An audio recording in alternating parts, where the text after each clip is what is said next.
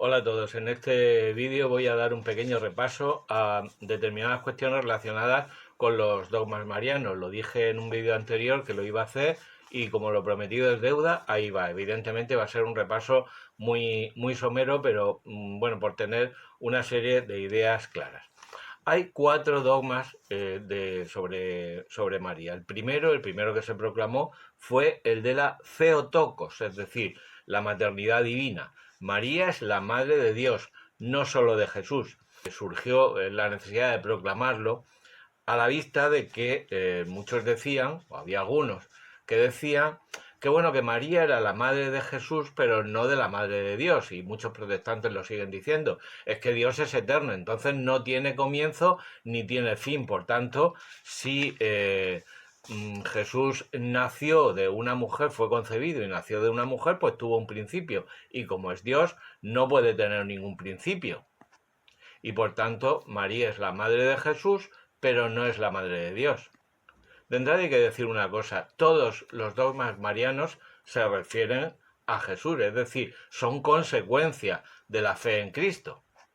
Y si María es la madre de Jesús y no de Dios, pues entonces se pueden poner en entredicho las palabras de Jesús y relativizarlas. Es decir, bueno, Jesús dijo esto, pero claro, Jesús tenía naturaleza divina, sí, en el bautismo fue donde se le inculcó esta naturaleza divina por la venida del Espíritu Santo. Y entonces ya digo, si Jesús no es la máxima autoridad, porque se pone en entredicho su naturaleza divina, entonces sus palabras y toda su enseñanza pues quedan en entredicho. Encontramos apoyo bíblico en Lucas 1:43, cuando Isabel dice, ¿quién soy yo para que me visite la madre de mi Señor? Su Señor no es Zacarías, evidentemente. Está hablando del Kyrios, de Dios. Una precisión, nosotros los católicos no creemos en la maternidad divina porque está en la Biblia. La Biblia refleja la tradición apostólica que siempre creyó que María era la madre de Dios. Los católicos no somos ni solo escritura ni solo Biblia.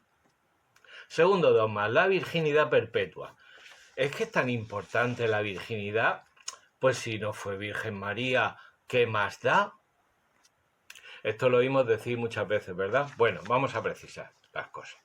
Primero, hay un mandamiento en donde Dios dice no cometerás adulterio. Este mandamiento incluye que un hombre no puede tener relaciones sexuales con una mujer que no sea su esposa. Es decir, solamente se admiten las relaciones sexuales entre esposos, como debe ser. Si María concibió por obra del Espíritu Santo, ¿Dios tendría un hijo con una mujer que no fuera su esposa, contraviniendo su propio mandamiento? Por eso los católicos llamamos a María esposa del Espíritu Santo.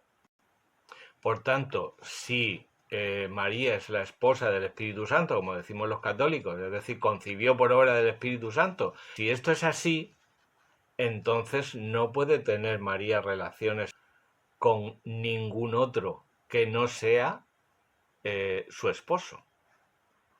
¿Y qué pasa con el matrimonio de José? Bueno, pues que es para este mundo. En Mateo 22:30 nos dice el Señor, cuando los saduceos que no creían en la resurrección le plantean el caso de esta mujer que tiene 7 maridos porque enviuda de los 7 que son todos hermanos. Y dice el Señor, cuando resuciten ni los hombres se casarán, ni las mujeres tomarán esposo. Serán como ángeles en el cielo. Mateo 22:30. Entonces el matrimonio es para este mundo. Como Cristo es eterno, ojo, también en este sentido estamos defendiendo la divinidad de Jesús, de Jesucristo.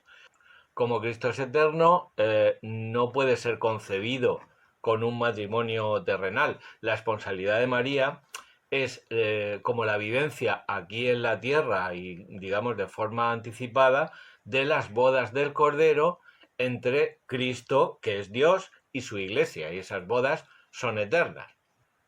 El valor del matrimonio de José pues tiene dos sentidos.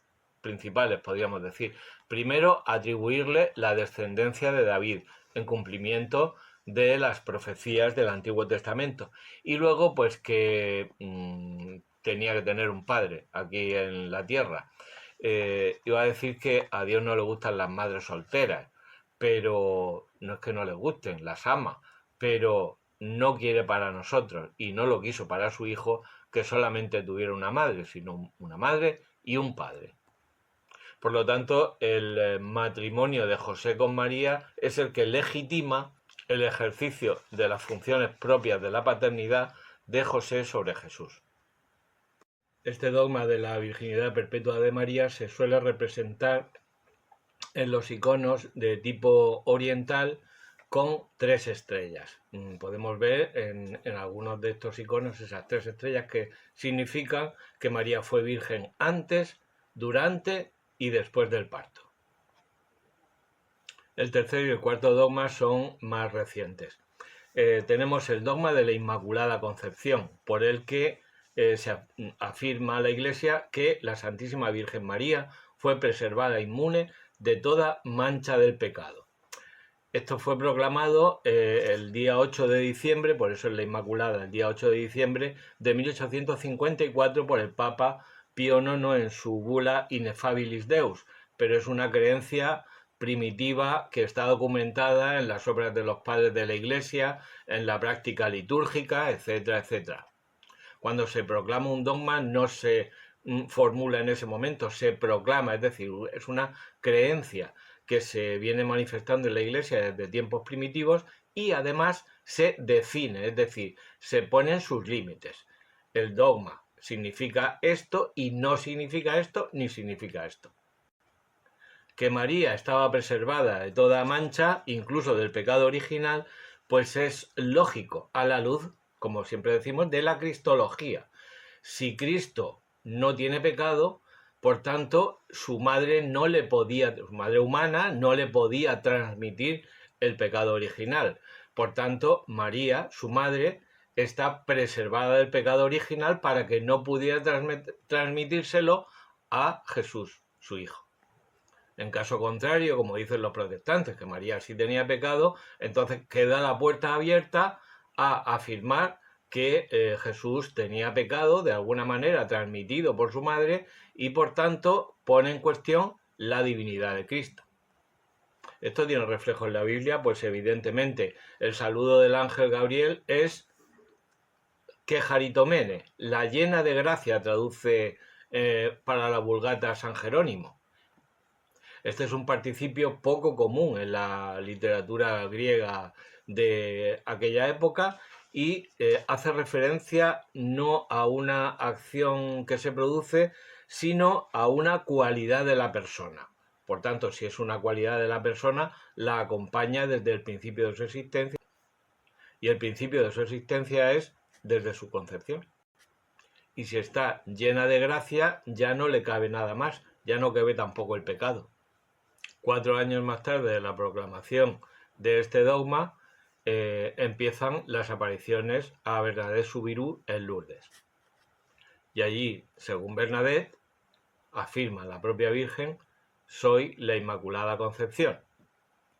Y ahí está la estatuilla de la Virgen con la frase en el dialecto de la zona. Y el último dogma es el de la Asunción de María a los cielos. Este dogma fue proclamado por el Papa Pío XII en 1950, el 1 de noviembre de 1950, mediante la bula Munificentissimus Deus. La Asunción de María también se la domina muchas veces, se empezó dominando la Dormición de María y luego pasó a llamarse Asunción y también se le conoce como tránsito. El contenido del dogma dice, pronunciamos, declaramos y definimos ser dogma divinamente revelado que la Inmaculada Madre de Dios, siempre Virgen María, cumplido el curso de su vida terrena, fue asunta en cuerpo y alma a la gloria celeste. Bueno, pues tiene toda la lógica, porque si fue concebida sin pecado original, y como nos dice San Pablo, el precio del pecado es la muerte, pues si no tuvo pecado desde el momento de su concepción, pues no debe morir. porque lo que Dios les dice a Adán y Eva que no coman del árbol de la ciencia del bien y del mal es que si lo coméis moriréis. Es decir, el pecado original, y María no tenía ese pecado original.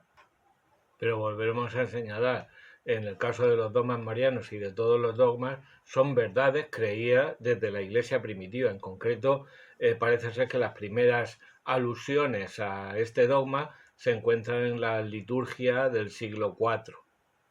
Y así se podrían citar muchísimas referencias durante los 16 siglos siguientes.